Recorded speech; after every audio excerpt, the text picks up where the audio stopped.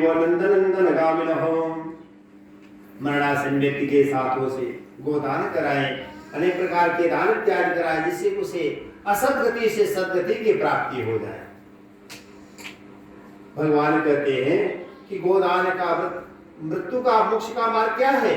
कहते एकादशी व्रतम गीता गंगा जलम तुलसी दलम विष्णु पादाम्बुज नामानि मरणे मुक्तिदानतः।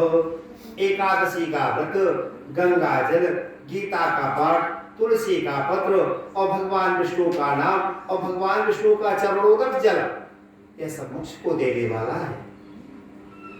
हम अगर एकादशी का व्रत रहते हैं तो अपने कल्याण के लिए रहते हैं। संतों ने कहा है, एक संत से एक व्यक्ति ने प्रश्न किया कि महाराज जी मुझे संसार की संपूर्ण संपदा चाहिए। तो उन्होंने कहा आप एकादशी का व्रत रहना शुरू कर दीजिए। उसने कहा महाराज जी मुझे संसार का संपूर्ण वैभव और सुख चाहिए। कहा तुम एकादशी का व्रत रहना शुरू कर दो। उसने कहा महाराज जी मुझे संसार से विरक्त होना है। कहा तुम एकादशी का व्रत रहना शुरू कर दो। कहा महाराज जी मुझे संसार की कोई वस्तु नहीं चाहिए। कहा तुम एकादशी का व्रत रहना शुरू कर दो। कहा महाराज जी जब तक प्रयोजन था तब तक तो एकादशी ठीक था, अगर प्रयोजन नहीं है तब एकादशी। कहा तब के लिए ही एकादशी अति आवश्यक है। एकादशी वो एंटीबायोटिक है कि हर दवा के साथ वो काम करता है। एकादशी प्राणी अपने लिए व्रत रहता है और बाकी व्रत का अनेक प्रयोजन है, लेकिन एकादशी का व्रत मोक्ष को देने वाला है। इसलिए एकादशी अवश्य व्रत रहना चाहिए। एकादशी का व्रत रहने से प्राणी को अगर जाने में अनजाने में से जो कुछ भी प्रायश्चित हुए हैं सब प्रायश्चित का विनाश हो जाता है। जो मन क्रम वचन से एकादशी का व्रत रहता है, भगवान नारायण की कृपा से उसके ऊपर बनी रहती है। राजा अम्बरीश ने एकादशी का व्रत धारण किया था और स्वयं दुर्वासा कुपित हो गए थे उनके ऊपर, प्रतिकार उत्पन्न करा दिया। भगवान नारायण का सुदर्शन अम्बरीश की रक्षा करने लगा और दुर्वासा को तीनों लोगों में कहीं स्थान नहीं मिला। अंततोगत्वा दुर्वासा जैसे महान संत आकर के अम्बरीश की शरणों कर दिए। वह एकादशी का महत्व है। इसी कथा तो बहुत लंबी है, लेकिन इस समय गुरु पुराण की कथा रहता है तो गुरु पुराण की कथा सुनाएंगे, हम अन्य कथाओं को नहीं जोड़ते।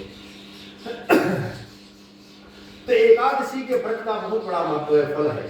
इसलिए एकादशी हर परिस्थिति में व्रत रहना चाहिए। अन्ते जनो यद्दान स्वल्पम वायु निवावो तरस्कम भवेतासम यत्वतो जनोदतः।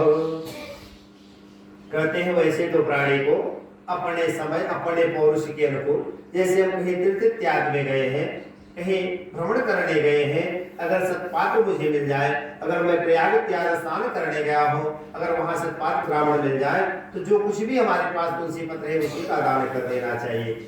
यह विचार नहीं करना चाहिए कि मैं अधिक संपदा को एकत्रित करके आऊंगा तभी यहाँ दान करूंगा, अथवा अधिक व्यवस्थाओं के साथ यहाँ रहूंगा। हमारे पास जो सामर्थ्य है हरि की कृपा से जो प्राप्त हो जाए वही सबसे सुंदर और सुयोग्य अवसर होता है। इसलिए यह चाह नहीं करनी चाहिए कि बहुत अधिक होगा तभी मैं ऐसा कर पाऊंगा।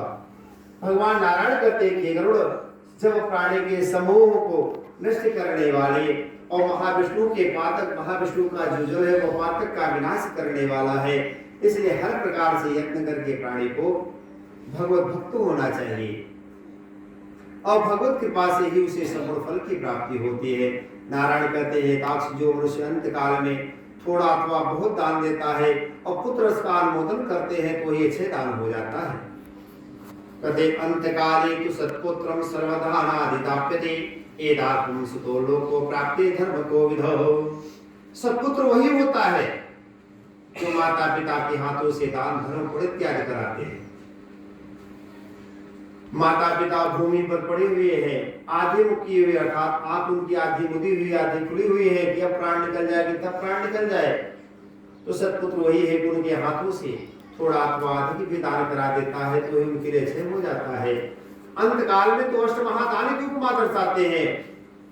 कहते हैं आतुरेचो पर आगे च यद्वेदान विशिष्यते अतोयम च प्रतातप्यादिनाष्टम महादान तिलालोहम च हिरण्यम च कार्पासो लवणम था सप्तधान्यास दीर्घाव होकी उपौन सुतहो। आतुर काल में 8 दान की विधि बताई गई, 8 प्रकार के दान की। कहा महाराज जी 8 दान कौन कौन से हैं? कहा पहला तिल का दान है, कहा दूसरा कहा लोहा का दान, कहा तीसरा कहा सोना का दान, कहा चौथा कहा कपास का दान, कहा पांचवा कहा नमक का दान करें। कहा छठवां, कहा सप्तधान्य का दान करे, कहा आठवां, कहा भोग का दान करे। यह अष्ट महादान है, यह एक से बढ़कर के एक महान फल को देने वाले हैं। अगर यह अष्ट महादान करे तो कहा इसका अनंत फल होता है। अगर इनमें से अगर एक भी कर दिया जाए तो अभी फल को ही देता है, यह नहीं कि निष्फल होता है। लेकिन अगर आठों कर दिया जाए तो उसका अनंत फल है। का एदष्टा महादानम महापातक नाशनम अंतकाले